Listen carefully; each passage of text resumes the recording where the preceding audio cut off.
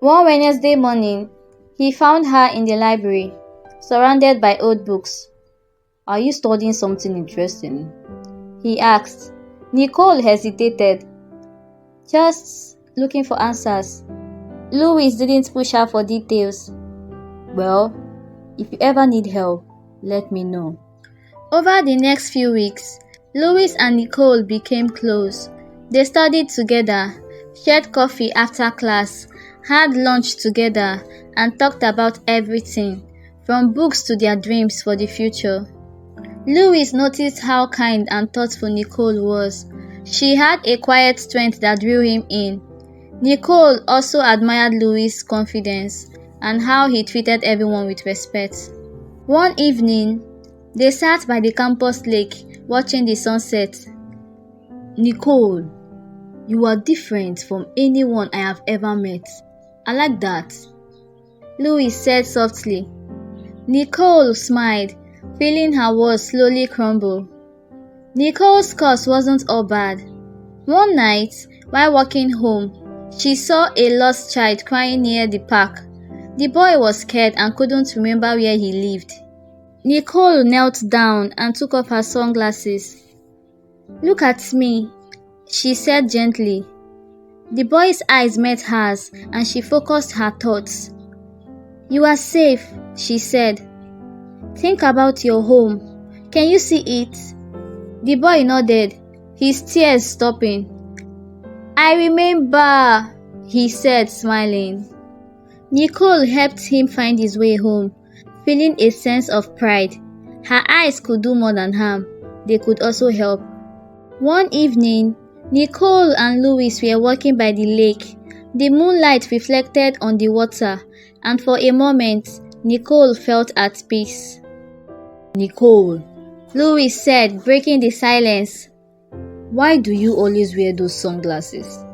Before she could answer, a group of older students appeared. Jake's older brother, Mark, was leading them. "You think you can mess with my brother and get away with it?" Mark grumbled. Louis stepped in front of Nicole. "Leave her alone," he said firmly. Mark laughed. "Or what? What can you do?"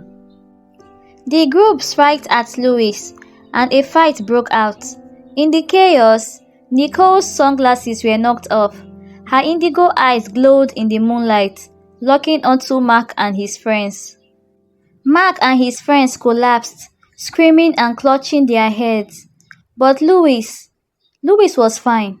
He turned to Nicole, his eyes meeting hers. "Louis, don't!" Nicole cried, trying to cover her eyes. But nothing happened.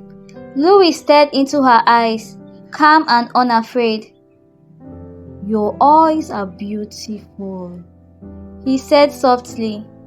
Nicole was stunned. For the first time, someone had looked into her eyes and wasn't affected. It happened that way because Louis loved her genuinely. It was stated in the Black Book that the negative aspect of the power won't have any effect on the man that truly loves her, but she had no idea yet. After the incident with Mark and his friends, Nicole realized something important. Her eyes didn't have to be a curse. For so long, she had lived in fear, hiding behind her sunglasses and avoiding people. But with Louis by her side, she began to see her gift in a new light. Nicole and Louis decided to dig deeper into the origins of her curse. They returned to her family's attic, where it all began. Together, they found the Black Book that had caused her. Nicole was terrified to touch it again, but Louis reassured her. "We need to understand this if we are going to figure this out," he said gently. They discovered that the book wasn't just a source of the curse. It also contained instructions on how to control it. The curse wasn't meant to destroy. It was meant to increase a person's inner strength and focus. The problem was that Nicole had never been taught how to control it. Nicole began practicing in private, with Louis as her guide. She learned to focus her thoughts and emotions when using her eyes. Instead of letting the power overwhelm her and others, she channeled it into good intentions. She practiced calming people's fears instead of shattering their minds. She realized that her eyes could project feelings of peace, courage, and even healing. Louise was always there to support her, helping her stay grounded and reminding her of her strength. That same night, she looked into the mirror and she said to herself, "I am strong. I am unique. I am beautiful, irrespective of my cursed eyes. I will turn my cursed eyes into a blessing." Nicole embraced herself and she got confidence immediately. One night, Nicole helped a student who was on the verge of a panic attack before an exam. She locked eyes with the student briefly and sent a wave of calmness through her. The student relaxed, finished her test, and later thanked her, not knowing how she had done it. Nicole started using her powers in small, meaningful ways. She helped lost children, comforted people in distress, and even helped a professor who was struggling with stage fright before a big presentation. Her curse had turned into a gift, a way to make a difference in the world. One evening, Nicole was approached by a leader of a campus secret society, the Order of the Veil. They had been studying the same black book and wanted to see Nicole's powers to control people for their own gain. Nicole refused, but they threatened Louis, saying they would harm him if she didn't comply. Nicole used her powers to protect Louis and herself. Instead of shattering their minds, she projected a wave of overwhelming truth and self-awareness into the Order's members. They collapsed, realizing the harm they were trying to cause and fleeing in shame. By the end of her journey, Nicole had made peace with her eyes. She decided not to look for a cure anymore. Instead, she embraced her gift and vowed to use it for good. "I don't need to hide anymore," Nicole told Louis as they walked through campus one evening. She took off her sunglasses and smiled. Louis smiled back. "You were never meant to hide. You're stronger than you think. I love you so much, Nicole." Nicole's smile broadened. She knew Louis was in love with her, but she was so happy because Louis finally professed his love for her. And also, for the first time in her entire life, a man finally loved her for who she truly is. They stared deeply into each other's eyes and kissed passionately.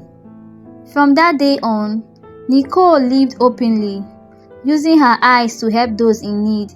She still wore her sunglasses occasionally, but not out of fear, only as a choice.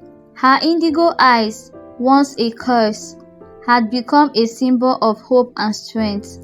And with Louis by her side, Nicole knew she could face anything the world threw at her. On a cool, breezy afternoon, Louis called Nicole. "Would you like to have dinner with me tonight?" he asked hopefully.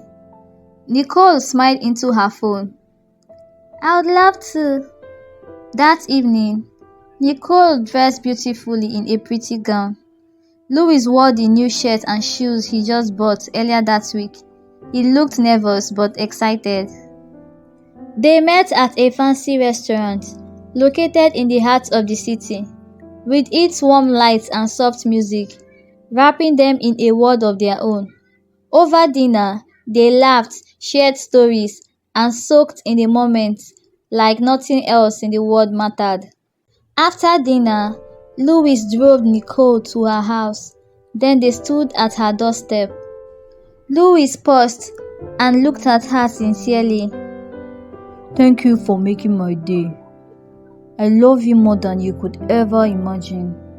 Be my girl, Nikki." Nicole froze for a few seconds. No one had ever said those words to her, not like this. Slowly, a radiant smile broke across her face, and she said, "Yes, I'll be your girlfriend." And then, without another word, they kissed passionately. Thanks for watching. Do you want more enchanting stories? Subscribe now and turn on the notification bell to stay updated on all our interesting stories.